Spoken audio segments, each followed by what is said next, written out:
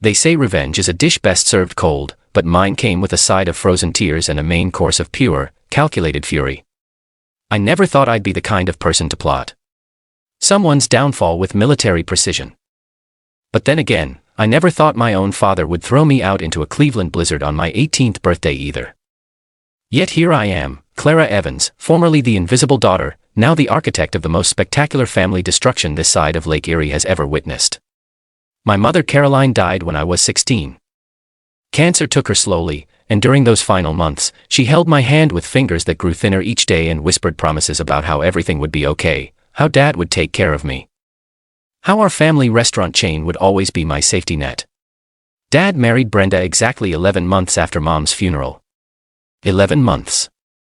Brenda came with baggage in the form of Tiffany, her 17-year-old daughter who had perfected the art of looking angelic while being absolutely vicious, where I was quiet and studious.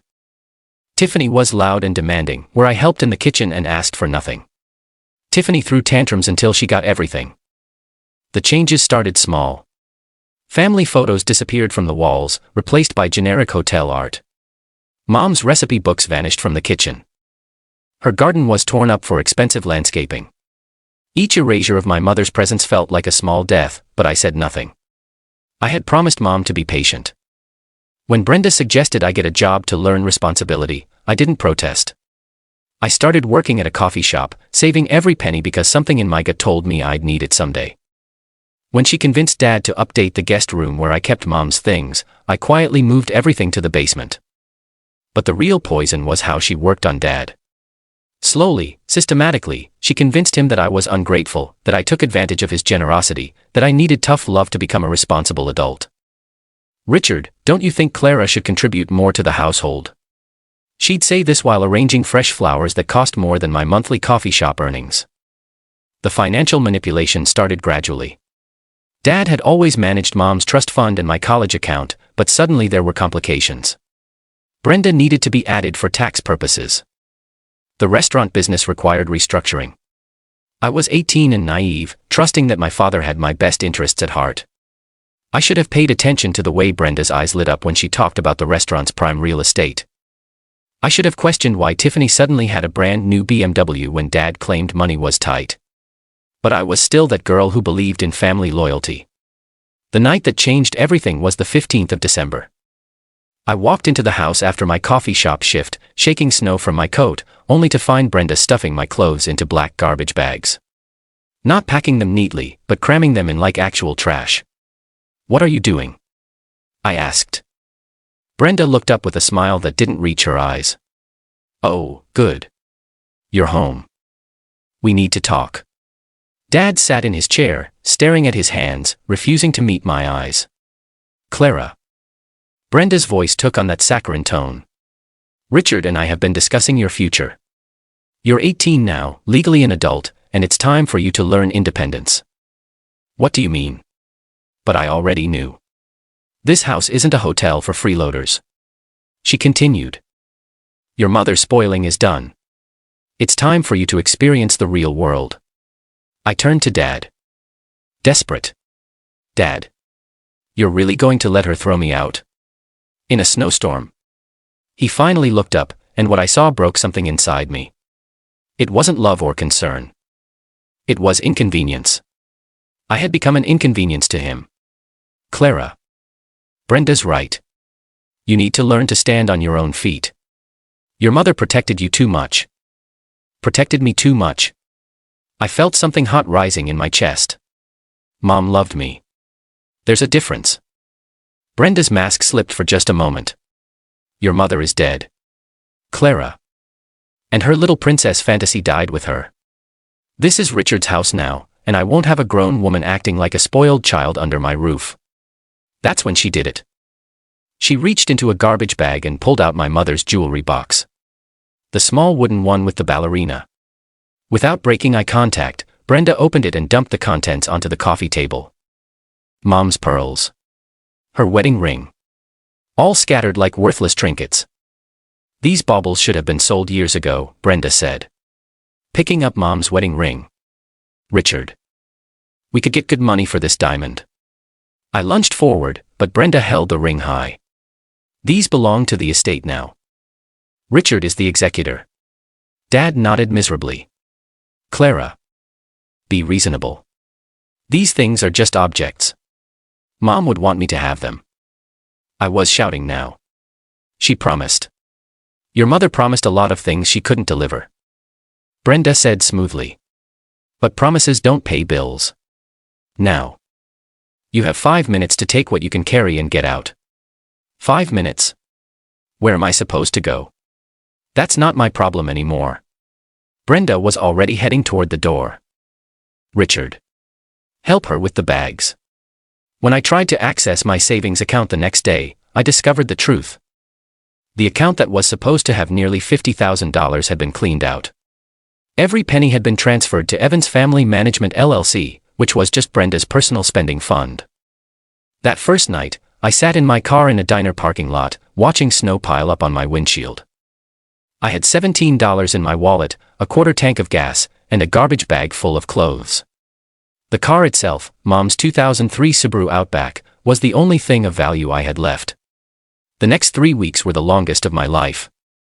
I learned which gas stations had the cleanest bathrooms for washing up, which fast food places would let you sit for hours with just a cup of coffee, which parking lots were safe to sleep in. I kept working at the coffee shop, showing up each day with a smile plastered on my face. The cold was brutal. I'd run the heater until I ran low on gas, then sit wrapped in every piece of clothing I owned, shivering until I fell asleep from exhaustion. Some mornings I woke up with frost on the inside of the windows. But what hurt more was the complete erasure of my existence. I drove by the house once and saw Brenda and Tiffany loading Saks Fifth Avenue bags into Tiffany's BMW, laughing. Through the window, I could see they'd already redecorated. Everything that had been mine, everything that had been Mom's, was gone. That's when I saw Tiffany's Instagram post from Aspen. Designer ski gear. Champagne. Luxury suite. The caption, "Family is everything, so blessed, number family first number blessed." I stared at that post in my freezing car, and something shifted inside me. They weren't just living their best life while I suffered. They were publicly celebrating my absence. They had erased me so completely that they could post about being a perfect family. On the 23rd of December, I got sick. Really sick. Fever. Chills. Exhaustion. I must have passed out.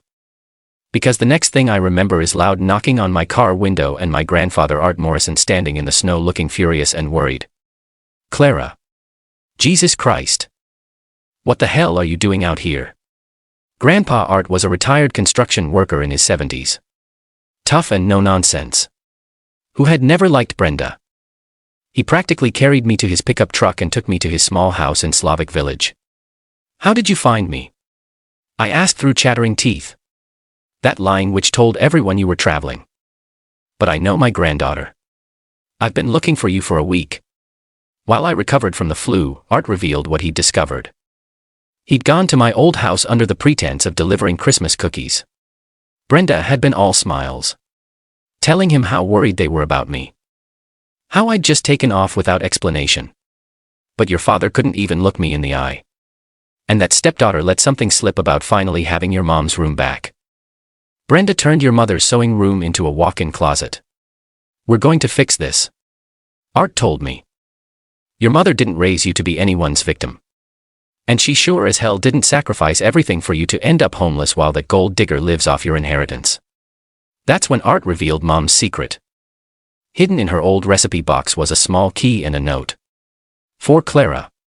When she's ready to fight back."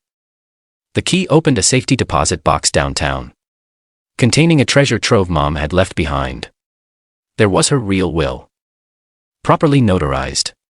Leaving me controlling interest in the Evans Grill chain and a substantial trust fund. There was also an old cell phone containing voicemails Mom had recorded expressing concerns about Brenda's influence on Dad. Most damning was a folder of financial documents that Eleanor Vance, the restaurant's longtime accountant, had compiled at Mom's request. Eleanor had been documenting everything. Waiting for me to turn 18 and contact her. She started stealing before your mother was even buried. Eleanor told me when we met at a cafe. I've been tracking every transaction. Every forged signature. Your mother suspected her from the beginning and asked me to keep parallel records. The documents showed hundreds of thousands stolen from the business accounts into Brenda's personal funds. It wasn't just my college fund. Brenda had been treating the company like her personal ATM while cutting employee benefits. "What do we do?" I asked. Eleanor's smile was predatory. "We take them down. Legally. Thoroughly. And very publicly. Your mother left very specific instructions. But first, I had to decide if I was ready to become someone who could execute such a plan." The Clara who had been thrown out was gentle and trusting. The Clara, studying evidence of betrayal, was someone different.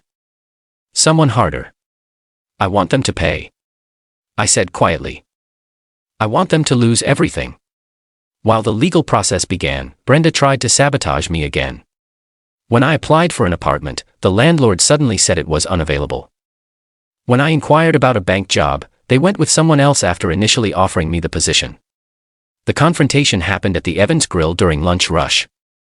I walked into the restaurant where Mom had taught me to make pie crust and found Brenda holding court with her society friends. She saw me coming and pasted on her fake smile. "Clara, what a surprise, ladies. This is Richard's daughter who's been traveling to find herself." I stopped at their table and spoke clearly. "Hello. Brenda. I haven't been traveling. I've been homeless because you threw me out in a blizzard. But I'm back now. And I think Cleveland should know what kind of person you really are." The silence was deafening. "I also wanted to let you know the lawyers will be serving papers soon. Turns out, you can't steal a dead woman's legacy as easily as you thought. My mother was smarter than you gave her credit for." I walked out, leaving Brenda sputtering and her friends whispering furiously. The legal papers were served the following week. Dad called within hours, panicked and angry. "Clara, what do you think you're doing? You're tearing this family apart." "I'm not the one who tore it apart. I'm cleaning up the mess you and your wife made." The turning point came when Brenda accepted an award at a charity gala. The Cleveland Museum of Art was honoring her as Philanthropist of the Year for charitable work funded by money stolen from employee pension funds. Eleanor suggested we use the gala as our stage. Your mother always said public shame was the only thing Brenda truly feared. She's built her identity around being Cleveland's perfect society wife. Take that away and you take away everything. The night of the gala, I arrived wearing Mom's black evening dress. I watched from the back as Brenda gave her acceptance speech about family values and supporting the next generation. "Family is everything," Brenda said into the microphone. "We must protect and nurture our children, guide them through difficult times, and show them what unconditional love looks like." That's when I made my move. At my signal, the screen showing Brenda's charitable work switched to a different presentation. The first slide was simple, a photo of me 3 weeks after being thrown out, sitting in my frozen car, looking exactly like what I was, a homeless teenager. "Ladies and gentlemen," my voice rang out as I walked toward the stage. "I'd like to tell you about family values. I'm Clara Evans and I am the daughter this woman had thrown out into a blizzard on my 18th birthday."